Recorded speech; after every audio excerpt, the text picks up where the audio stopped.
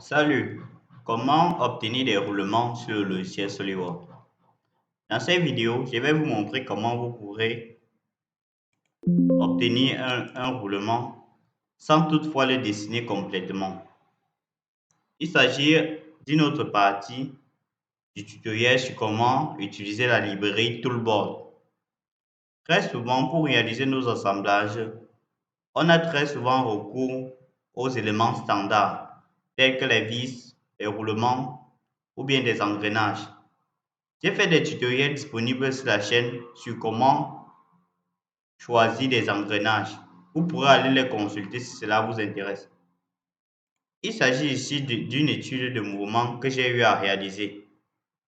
Ça, c'est l'étude de mouvement 1. J'ai réalisé un tutoriel pour expliquer comment faire cette tâche-là. Ça, c'est l'étude de mouvement 2, avec vue éclatée notamment. Ici, vous pouvez voir que j'ai dû utiliser ici 4 roulements, notamment pour soutenir les axes.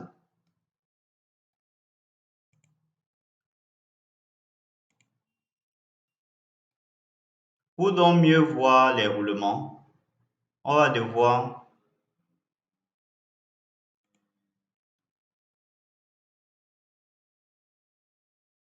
ici par exemple au niveau des...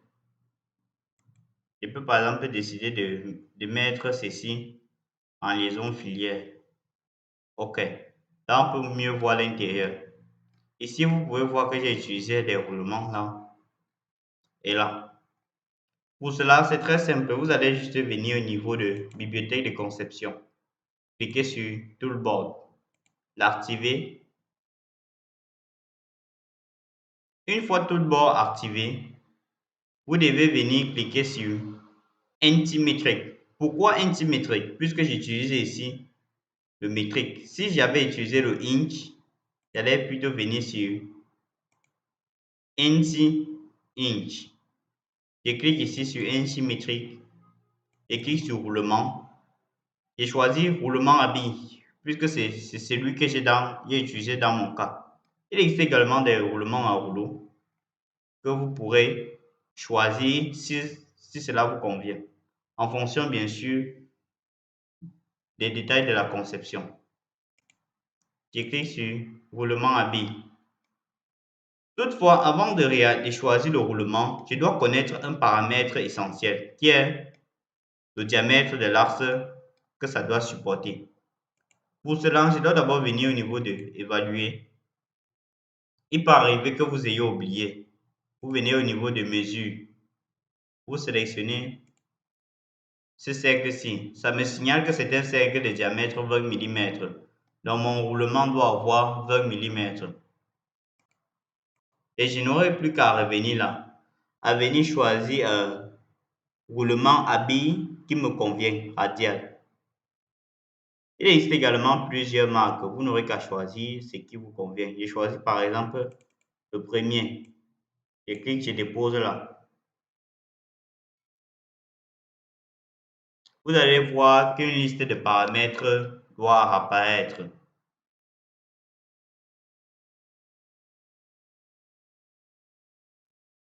Ici, vous avez par exemple le numéro.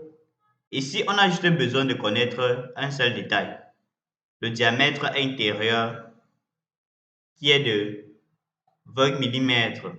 Et le diamètre extérieur se fera automatiquement. Ici, je viens par exemple, je choisis 20, 30, 32. Puisque mon diamètre intérieur, c'est de 20. Ici, vous allez voir, ça va changer. Diamètre intérieur de 20 et le diamètre extérieur. Je peux revérifier si cela dérange. Si j'ai oublié. Diamètre intérieur 20. Ce qui correspond effectivement à ce que je veux. Le diamètre extérieur, je dois juste l'adapter. Une fois cela fait, je dois juste venir prendre ajouter quelques paramètres. Vous pouvez observer ici, il y a des cages. Et ici, sur ce roulement choisi, Il n'y en a pas. Je peux donc cliquer ici, ajouter la cage. Vous allez voir, la cage va s'afficher automatiquement. Vous pouvez voir. Je peux également cliquer sur désactiver les détails, simplifier.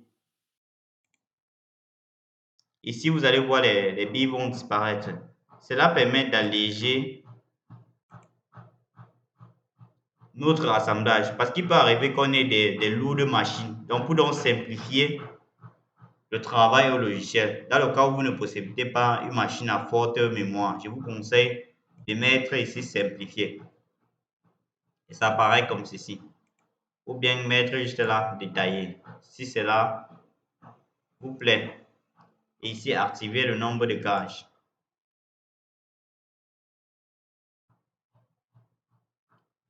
OK, puis vous n'aurez qu'à valider.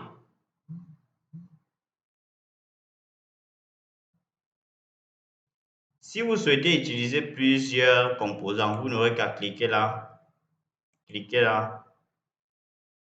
et puis vous arrêtez. Là, vous venez donc d'avoir 3 roulements sans toutefois les dessiner. Pour ceux qui sont intéressés par le dessin, j'ai eu à faire un tutoriel disponible sur la chaîne où vous pourrez trouver comment les dessiner et l'animer par vous-même. Si ce tutoriel vous a plu, n'hésitez pas à liker, à poser vos questions en commentaire et à vous abonner. On se retrouve dans un prochain tutoriel. Je ferai également des vidéos sur comment choisir des vis, des rondelles ou des écrous. Je vous remercie pour le visionnage.